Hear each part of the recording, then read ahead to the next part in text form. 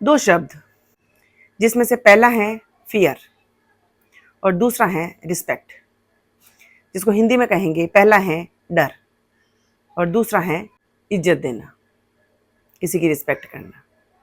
लेकिन आज के जो हालात हैं उसको इस पढ़े लिखे समाज ने एक कर दिया है। यानी कहने का मतलब ये है, लोगों का ये कहना है, जो शिक्षित लोग हैं उनका ये कहना है कि डर को ही रिस्पेक्ट कहते हैं। यानी अगर कोई किसी से डरता है तो इसका मतलब वो उसे रिस्पेक्ट करता है। खमाकणी, मैं हूँ शोभा भाटी। अगर पढ़े लिखे समाज की अगर ये सोच है तो फिर उनके ऊपर क्या क्वेश्चन मार्क लगाएंगे, क्या धारणा बनाएंगे उनके प्रति, क्या सोच बनाएंगे उनके प्रति कि शिक्षित व्यक्ति भी अगर ऐसी सोच रखता है तो उनको किस तरीके से समझाएंगे। आज मैं बात करना चाहती हूँ, चाहे परिवार हो, चाहे समाज हो, चाहे देश हो या चाहे कोई भी हो, कुछ लोगों की ये धारणा हो गई है, कुछ कमेटीज की ये धारणा हो गई है, कुछ पोस्ट की ये धारणा हो गई है कि लोगों को डरा के रखो। अगर डरा के रखेंगे तो वो हमारी रिस्पेक्ट करेंगे, यानी हमारे आसपास में दुम हिलाते हुए घूमते रहेंगे। चलो मान भी लेते हैं, मान भी लें कि कुछ वक्त तक, कुछ अरसे तक या लंबे समय तक लोगों ने आगे पीछे पूंछ हिला भी ली या डर के मारे आपके जी हजूरी कर भी ली, फिर क्या?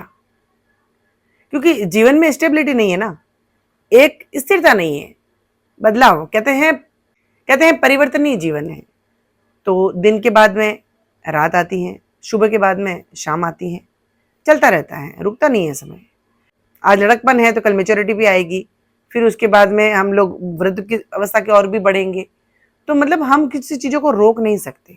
आज हमारे पास में बहुत सारी संपत्ति है, इतनी संपत्ति है कि हमें खुद को ही नहीं पता कि हमारा बैंक बैलेंस कितना है।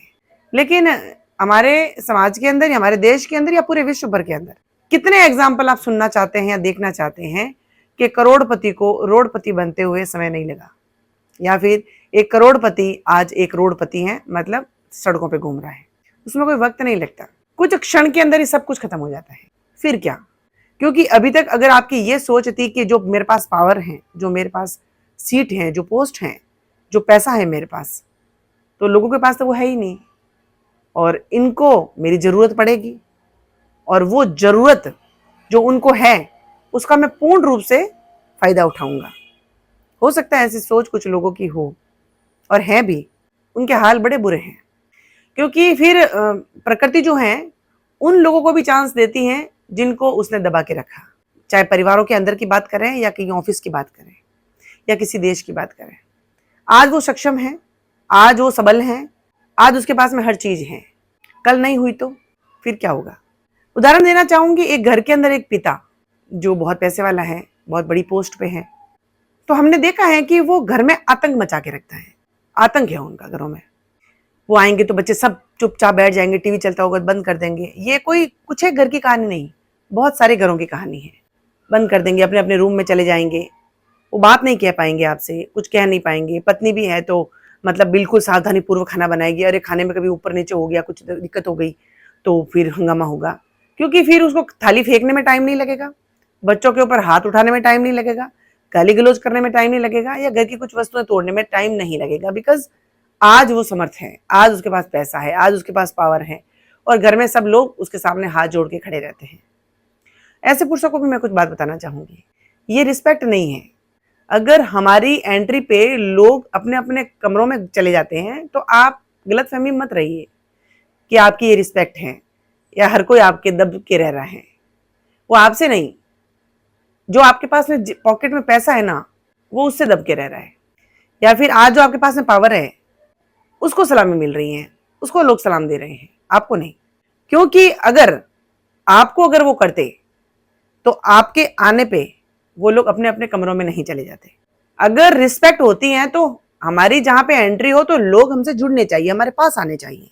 अगर हमारी एंट्री पे लोग चले जा रहे हैं तो फिर वो एक फियर है, डर है, जो ज्यादा दिन तक नहीं चलेगा, ज्यादा समय तक नहीं चलेगा। एक दिन बच्चे भी सक्षम होंगे, अपने पैरों पे खड़े हो जाएंगे, वो भी हर तरीके से शारीरिक रूप से, मानसिक रूप से, आर्थिक रूप से स्ट्रांग हो जाएंगे। फिर क्या? बहुत सारी कंपनीज में भी देखा है, बहुत सारी फैक्ट्रीज में या बहुत सारे ऑफिस के अंदर जो बॉस नाम का प्राणी है वो एक अलग ही लेवल का फितूर लेके घूम रहा है। मतलब आज मेरे पास पावर है, आज मेरे पास इतना पैसा है, आज मेरी बड़ी कंपनी है, मेरे एम्प्लॉय हैं, तो कहीं पर भी इंसल्ट कर देना, कोई भी वर्ड उसके लिए यूज कर देना, कुछ भी कह देना, उनकी परिस्थितियों को नहीं समझना। किसी व्यक्ति की आज अगर ऐसी कंडीशन है कि वो आपके सामने गिड़गिड़ा रहा है और आप अगर उसको नहीं सुन रहे हैं, तो ये सब चीजें तब तक चलेगी जब तक आपका घड़ा नहीं भर जाता। जिस दिन कोटा कंप्लीट, उस दिन चैनल चेंज। उस दिन वो व्यक्ति जो आपके सामने हाथ जोड़ के खड़ा था वो आपकी जगह चला जाएगा और आप उसकी जगह चले जाएंगे। फिर ये दृश्य आप थोड़ा सा इमेजिन करके सोचिए, क्योंकि आप तो उसके ऊपर जो कर रहे थे वो एक जुर्म था, या फिर आप कह सकते हैं कि वो आपका एक घमंड था, ईगो था। लेकिन अब बात बदले की आ गई है, क्योंकि आपने उसके साथ बुरा किया है। अब वो बदले की भावना जो है उसके मन के अंदर है, वो आग की तरह जल रही है। अब आप सोचिए कि अब जब वो पावर आपके पास नहीं रही, जब वो पोस्ट आपके पास नहीं रही, जब वो पैसा आपके पास नहीं रहा, अब वो आपके प्रति क्या सोच बनाएगा या आपके प्रति क्या धारणा बनाएगा। बहुत सारी महिलाएं भी हैं, नॉट ओनली मैन, सिर्फ पुरुष ही नहीं, बहुत सारी महिलाएं भी जिनकी चलती हैं घर में, जो बोलने में बहुत बेबाक होती हैं, करती हैं, तो कुछ भी किसी को भी, चाहे वो अपना हस्बैंड हो, चाहे बच्चे हो, चाहे सास ससुर हो, चाहे माँ बाप हो, किसी को भी कुछ नहीं समझती। बोलते हैं मेरा तो स्वभाव ऐसा ही है, मैं तो बेबाक बोलने वाली हूँ, जो मैं जब बोलती हूँ तो मुझे पता नहीं चलता। सब पता चलता है हमें कहाँ पे बोलना है, क्या बोलना है, क्योंकि आज हम थोड़े से किसी न किसी क्षेत्र में स्ट्रांग हैं, हमारे पास में पावर है। मैं बताती हूँ कि पावर, पैसा और शक्ति ये शाश्वत नहीं है। ऐसा नहीं है कि व्यक्ति के जन्म के साथ में वो चीजें उसके साथ में आ जाती हैं और अंत तक चलती है, नहीं है, ये शाश्वत नहीं है। ये तो एक क्षण भंगुर है, कुछ समय तक रहती है, जब दूसरे का नंबर आता है तो वो उसके पास चले जाती है। ये चलता रहता है, ये परिवर्तन होता रहता है। आप सौभाग्यशाली हैं कि आज आपके पास में पैसा है, शक्ति है, पावर है, और हो सकता है कि बहुत अच्छी पोस्ट है। ये जो कंटेंट आपकी लाइफ में जुड़े हुए हैं, अगर मेरी माने, एक बहन माने, मुझे बेटी माने, माँ माने, जो भी माने, अगर आप सच में इनका अगर सही इस्तेमाल करके अगर इंसानियत, मानवता अगर जीत लेते हैं, तो ये आपकी जिंदगी में शाश्वत रह सकते हैं। जो आइकॉनिक हैं, रियल में आइकॉनिक रतन टाटा जैसे लोग होते हैं। किस चीज की कमी थी उस व्यक्ति को? पैसे की, धन धान्य की, पावर की, पोस्ट की, किस चीज की? लेकिन उन्होंने कभी भी ये चीजें अपने ऊपर हावी नहीं होने दी। वो डे वन जब उनके पास में कुछ नहीं था, जब वो एक सोच रहे थे कि मैं 30 दिन काम करूं और वहां से मुझे 600-700 रुपए मिले, और मेरी इच्छा है कि मैं एक बड़ी से 5 स्टार होटल में जाके एक कप चाय पीऊं और देखूं कि वहां पे रईस लोग क्या बातें करते हैं और कैसे बैठते हैं और किस तरीके से उनका वार्तालाप होता है। उस दिन से आज तक, जब उनकी संपत्ति रखने के लिए न जाने कितने मैनेजर रखे हुए हैं, उनका नेचर वही था। उनकी मानवता, इंसानियत, प्रेम, दया, भावना सब कुछ वही थी। इसीलिए आज वो रियल आइकॉनिक है, मिसाल देते हैं लोग।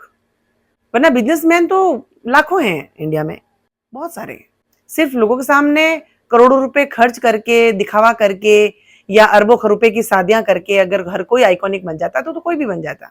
जिंदगी भर त्याग की भावना रखनी पड़ती है, हम्बल रहना पड़ता है, इंसान को इंसान समझना होता है, मशीन नहीं या निर्जीव वस्तु नहीं, इसको इंसान समझना होता है। तब जाके आप रियल में आइकॉनिक बनते हैं या इंसानियत कमाते हैं।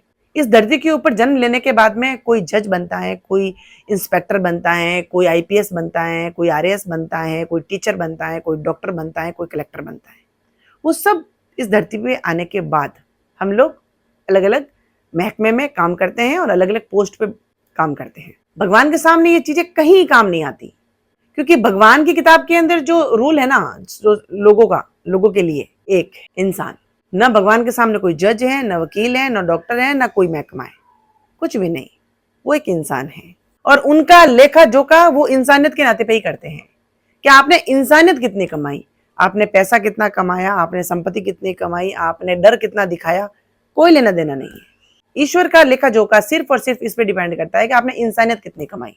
तो ये फितूर जो लोगों ने कर रखा है कि लोग हमारे सामने हाथ जोड़ के खड़े हैं और ये खड़े हैं, तो ठीक है, आज आपके पास में पावर है और पैसा, इसलिए लोग आपके सामने हाथ जोड़ के खड़े हैं, तो उसको आप रिस्पेक्ट समझने की गलती मत करना, क्योंकि वक्त मिलने पे जब पासा पलटेगा फिर देखना कि आपने क्या कमाया, रिस्पेक्ट कमाई या बेइज्जती। फिर कोई ये नहीं सोचेगा कि आप कौन हैं, आप क्या थे और कौन थे और आपके पास क्या था। मैटर करेगा कि आज आप क्या हो, आपके पास क्या है या आप क्या करते हैं। बहुत सारे घरों में, चाहे पुरुष हैं, महिलाएं हैं, ऑफिसर हैं, बहुत बड़ी गलती कर रहे हैं इंसान को इंसान नहीं समझकर। आखिरी हिसाब किताब आपके कर्मों का होना है। इसीलिए आज आपके पास में माता रानी की कृपा से जो भी चीजें हैं और आज आप सक्षम हैं, आज आप कैपेबल हैं, तो उसका सही इस्तेमाल करिए। और एक पल के लिए ये जरूर सोचिए, जब भी बैठे अपनी जिंदगी के लिए हाफ एन आवर देके ये सोचना कि जो मेरे पास में आज सब कुछ सुख सुविधाएं हैं और जिस तरीके से लोग मेरे सामने खड़े हैं, लोग जो भीड़ खड़ी है मेरे सामने, आज अगर मान लो ये सब चीजें मेरे पास में नहीं हो जो आज मेरे पास में है, तो क्या कल भी ये लोग मेरे साथ में ऐसे ही खड़े रहेंगे? अगर जवाब आता है हाँ, तो आपने बहुत कुछ कमाया है। और अगर जवाब आता है ना, तो आज भी वक्त है।